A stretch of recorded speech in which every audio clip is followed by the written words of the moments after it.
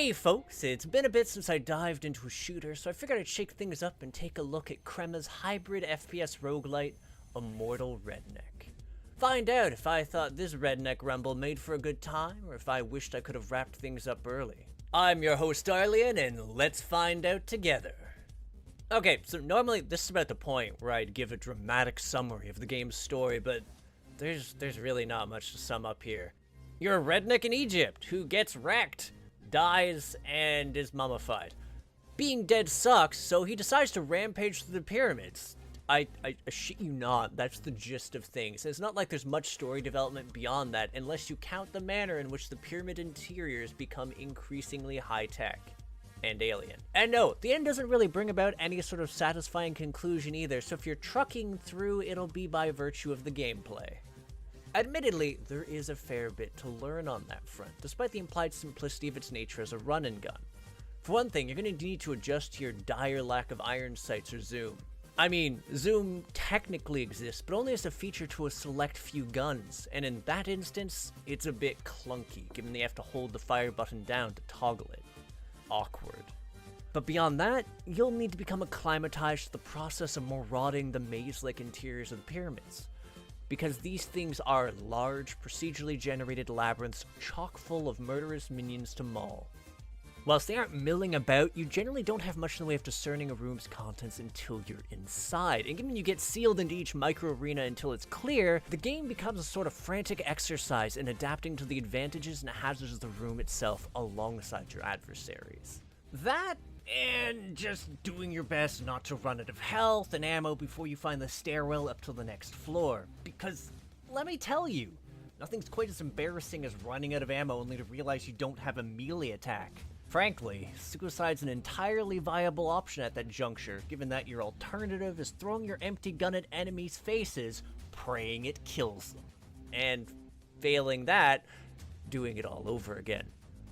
I'm speaking from personal trauma here. It's doable. I killed a boss without ammo, but it was not a good time. Admittedly, I found the game to be fairly generous with its ammo and health drops, so this was more something I encountered as I began to ascend further in the pyramid for two reasons. One, while experimenting with the random weapons you can encounter is cool, doing so with low ammo cap weapons makes for a bad time. And two, whilst every floor past the first grows smaller and thus easier to navigate, the damage and health of the enemies ramps up, which can make them a lot harder to put down. Something which can wind up being compounded by the scroll system. Pure and simple, these things are somewhat akin to how potions and roguelikes are, in that they represent an unknown blessing or bane before you use them. And they're generally pretty good too, like boosting your damage, giving you extra money on crit, or even things like double jumps. Unfortunately, they could also do stuff like set you on fire when you double jump, turn the game into an ice rink, or prevent you from changing weapons until you run out of ammo. Barf. And given that you can't preview what scrolls do before you pick them up, even if you've encountered it before, it's not like you can opt out of using them. So, yeah, I'm gonna admit, I've had some really embarrassing deaths because of these things, but I also still compulsively vacuum them up because they can offer some really neat options. And some of the downsides are more interesting than game wrecking. Plus, dying really isn't all that bad either, because, like I said, the pyramids get rougher with each floor you scale up, and as much as you can plunder treasure rooms and the puzzle platforming or obstacle course-esque challenge rooms for neat weapons and scrolls, you're likely going to bite the dust due to the sheer resilience and damage output of your adversaries. That, or for one of the game's 6 bosses, whose combination of sheer power, interesting attacks, and unique defensive mechanics leave them more than equipped to smear you across the wall like so much graffiti. And that's when all that gold you've been gathering comes into play. Yup! Once you've died the first time, you gain access to a full-on, and rather literal, skill tree system. This thing helps a lot in regards to the basics, improving your survivability on all fronts, as well as providing some interesting quality of life options, like granting a double jump, boosting your movement speed, and even providing access to a merchant. That said, the part that I found to be the most exciting was the favor system. See, as you branch out the skill tree, you'll see nodes like Apis' Favor or sets.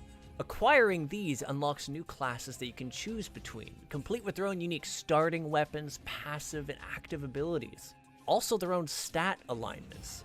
I found this really helped to open up the game for me, since some of them provide some super solid starting kits or help to make some serious headway in progress. Like Hathor, who's all about gold gain. Which, yeah, given I went after the achievement for clearing the game in less than 20 deaths, she helped a lot. Seriously, if you want to avoid a fair bit of grind, I'd legitimately invest in the gold gain options ASAP. That and crit, oddly, given there's a few scrolls that all have procs based on crit, some of which can have you literally swimming in health or gold. But also the shop. Considering that as you sacrifice all leftover gold before you enter a pyramid, it's useful to have another gold sink as skills grow costlier to increase. Things like gambling on scrolls or locking the map of the pyramid if you enjoyed a certain layout of the map or just wanted to spin RNGesus' face. I couldn't stand the loss of gold, though. Plus, it gives you the option of purchasing the medallion schematics you find in the pyramid, which provides you interchangeable passive abilities like increased attack and defense, better drops, or even additional double jumps. I was actually pleasantly surprised at how all these systems came together to make for some pretty solid kits, especially with some of the odd weapon and scroll combos you could stumble across during the course of your run.